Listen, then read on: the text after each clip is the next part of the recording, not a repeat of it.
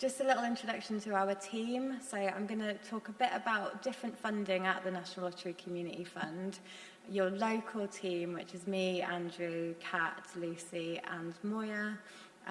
We work on our Reaching Communities and Partnerships bids. So that's what most of the content in this presentation will be about. I will also talk about Awards for All, because I know that's something that everybody always wants to hear about and is a great funding product as well. Okay, can I do two things at once? So going to talk a bit today about what we do as a fund, who we are, our funding offer. So like I said earlier, that will focus on Awards for All, Reaching Communities and Partnerships. We do have sometimes other open funds as well. So at the moment we have open our Climate Action Fund. So if anyone here is working on energy or nature projects, go on the website, have a look at the Climate Action Fund. I'm not going to talk about that today because it's quite niche. It's a much smaller fund and it's probably not relevant for most people in the room, I'd have thought. So I'm going to focus on Awards for All and Reaching Communities. We'll then talk a bit about who we fund, what kinds of things we fund, and then how to apply. And I think there'll be quite a bit of time for questions. I'll also be here over lunch, so if anybody wants to kind of grab me and have a chat, then please do. Okay, so who the National Lottery Community Fund are. So we're a non-departmental public body, so we sit under DCMS, we're an arm's length body, and all of the funding that we give out through these funding programmes come from national lottery players. So of every £2 spent on a lottery ticket, 56p goes to good causes, and then some of that goes to us, some of it goes to the other lottery distributors like the National Lottery Heritage Fund and the Arts Council, for example. We try and reach across the whole of the UK with our funding. So we reach every parliamentary constituency and we've got funding in 80% of wards across the UK, whether that's through our smaller grants or our bigger grants. So that's really important to us that we're really supporting across the whole country. And we manage that within our local team, within Hampshire as well. So trying to make sure that we're reaching across the whole of the county. And so what we aim to do, our purpose, is really, in a nutshell, supporting people and communities to thrive. So we really want to support things that matter to people and communities. So you might hear us talk about things being community-led. What we mean by that is we want to know that the idea and the project has come from the people that you're trying to support. We want to create more connected communities, building relationships between people. Now that might be communities of place, so like Winchester or Highcliffe or wherever, but it might also be communities of interest, so people from different backgrounds. We might see people with certain interests. So when you see community, it doesn't have to mean just a geographical community. It usually does, but it can be wider than that. And we also have a really key role, we think, in being a larger funder in supporting charities to be able to be more resilient. So as we've heard from Tim, we're hearing the same all the time. It's really difficult at the moment, we know. And one of the things that we're really lucky is that we're actually able to help with those core costs and those things that you might struggle to get from other funders. I would say that I want to make you all aware of our funding, but we are super competitive and we're really oversubscribed. So we can't fund everything that comes in and we have to say no to a lot of good projects all the time. So whilst we can and we try and support people with who need the money, we aren't able to support everybody. So just kind of keeping that in mind, I think, is helpful. And if you want to talk to me about individual projects, you can do. Okay. So I already mentioned our principles a little bit. So people-led is really key. Being strengths-based is really important. So what that means is that we believe that everybody has strengths and knowledge already within them. And so we want to see groups kind of helping to bring that out, rather than being communities through a deficit lens or that something is missing. And we really like to see organisations and projects which are connected. So whether that's a formal partnership or just how you work together with other organisations on a day-to-day basis, that's something that would be really important in any application you make to the fund. So our approach, so we're open to all, we're flexible, and that means both in what we can fund, I'll talk about our priorities in a minute, but they're very broad, as you'll see, but also in how we work with people once they're funded. And so again, this is a difference between Awards for All, which is a small grants programme, and Reaching Communities, which is for larger grants, that if you're successful on a Reaching Communities bid, and I think there's some grant holders here, hopefully will attest to that, then we can be really flexible with the funding, as long as it's going towards the original outcomes of the project, and you work with your funding officer on that, but we try and be really flexible. So, you know, if you've said you're going to spend £200 on laptops, and actually that's not what you need, we're probably going to be okay with that. We try and be proportionate. So especially with Reaching Communities, because the size of the applications ranges so much, it's anything over £10,000. And so we wouldn't ask you for the same information if you're applying for £50,000 as if you're applying for £500,000. So we really try and be flexible in that way, and using a conversational approach. So we want to build relationships with people in the sector, and really work with you on what you need. So everything that you share with us, we'll ask you more questions if we need them, both in the kind of pre-application and post-application. We're really trying to provide support where we can on the larger grants programme. Okay, so our priorities in England, so this is across Awards for All and Reaching Communities. So we want to support projects that bring people together. We want to support projects which focus on places and spaces which matter to people. And we want to support projects which are focused on early intervention. So things that are helping problems sooner and tackling inequalities where possible in an early intervention way. And if projects do more than one of those, then that's excellent. Obviously, we've heard a bit already. We all know we're going through a cost of living crisis, and so we have changed our approach slightly. The wording is really small on this slide over there. So what that means is that we've added a new priority. So for any new applications, as well as the three I just talked about, so bringing people together, places and spaces, and early intervention, we're also focused on supporting projects which help with the cost of living crisis. So that could be food projects, it could be debt advice projects, it could be anything really that you're seeing as a result of the cost of living crisis and actually needs a lot more support now. And that's for both Reaching Communities and Awards for All.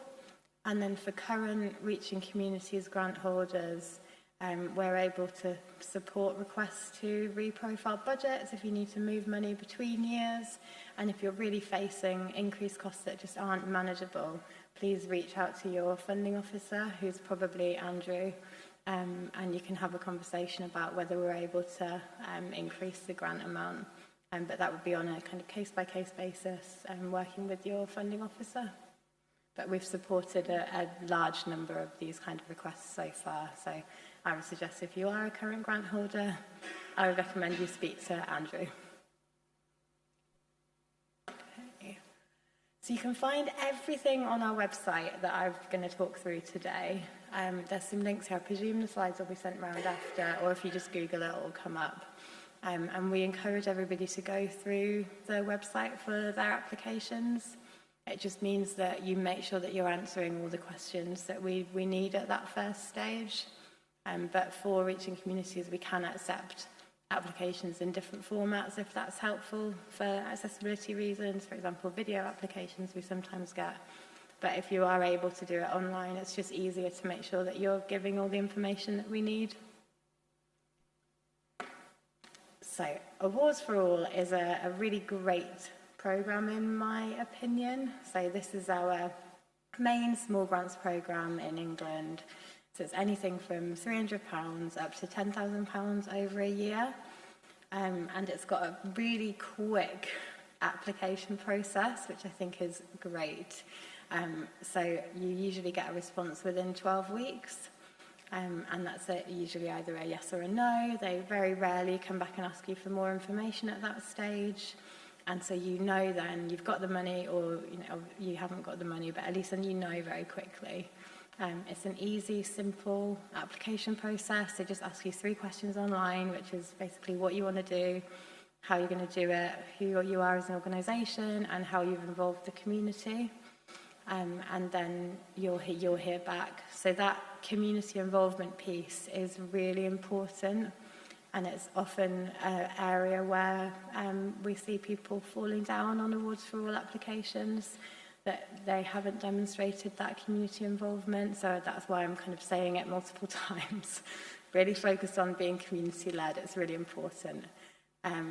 Awards for All also prioritises groups of smaller income, so if there's any kind of multi-million pound charities here, it might not be the best fund for you, but you still have a shot at it. It's just that other applications would be prioritised.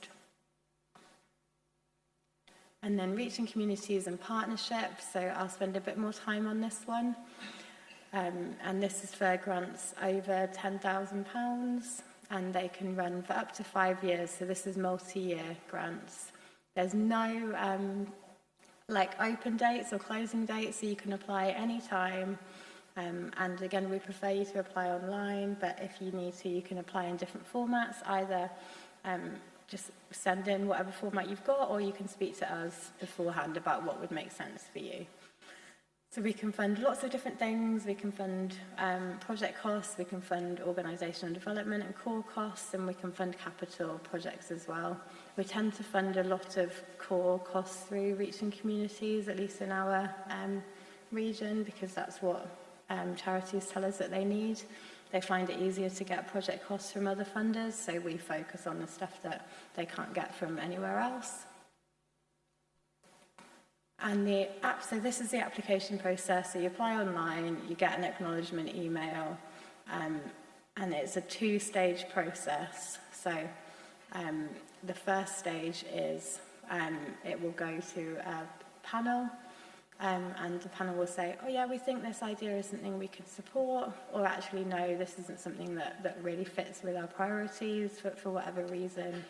And you'll then, if that's a no, you'll then get an unsuccessful email, and you'll also be offered a feedback call with a funding officer who'll be one of your local funding officers in our team. If it gets through that first panel, then we'll go and ask you a lot of information, so a lot more information about what you're going to deliver, who you are as an organisation, who you're working with, how you're going to measure your success, all that kind of thing. And after that, it will then go to a second panel, and that's usually where you'll get your decision. There are some circumstances where it could go to a third one, but usually it's after the second panel that you'd get a decision. And because we ask for all that information at the second stage, that's why we really try and only ask organisations through that we think are going to be very likely to be successful, because we don't want you to waste your time pulling a load of information together that doesn't have a high chance of success. So if it is an unsuccessful earlier in the process, then that's really the reason why. So who can apply? You can apply if you're a registered charity, if you're a constituted group, so you don't have to be registered. You can be a not-for-profit company or a CIC, and we also accept applications from statutory bodies. We do recommend that people look at incorporation.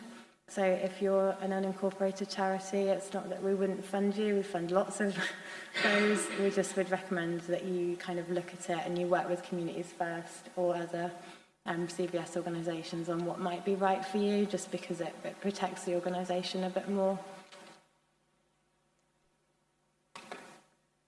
So I've already talked a bit about this. This is what you'd be asked at the second stage of the process. So I'll just skip through that. We've already talked about that. So safeguarding is really important to the National Lottery Community Fund, as I'm sure it is to all of you. And so at the second stage, if you're successful for reaching communities, we'll ask you for more information about your safeguarding policies and procedures, and we have our own safeguarding policy that all grant holders, including Awards for All, would need to comply with, and that's on the website, and it would be linked in your terms and conditions if you're successful. It's just worth kind of having a think about it in advance. It is something that we'll definitely ask you about.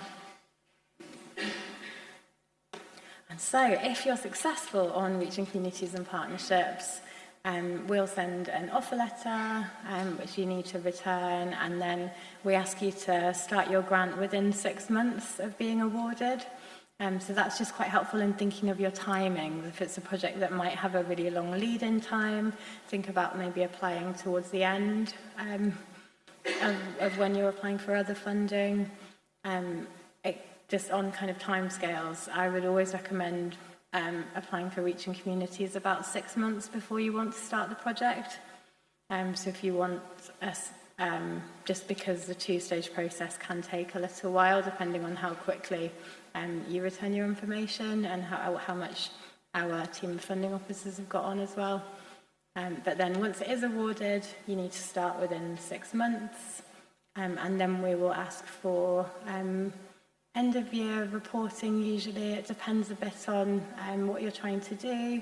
If it's something that's very new or very considered to be very high risk in some way, then we would be more likely to do quarterly or 6-monthly monitoring, but that would be discussed with everybody individually to agree what works best for that organisation and for us as well. So I think that's my time, and we've got lots of time for questions.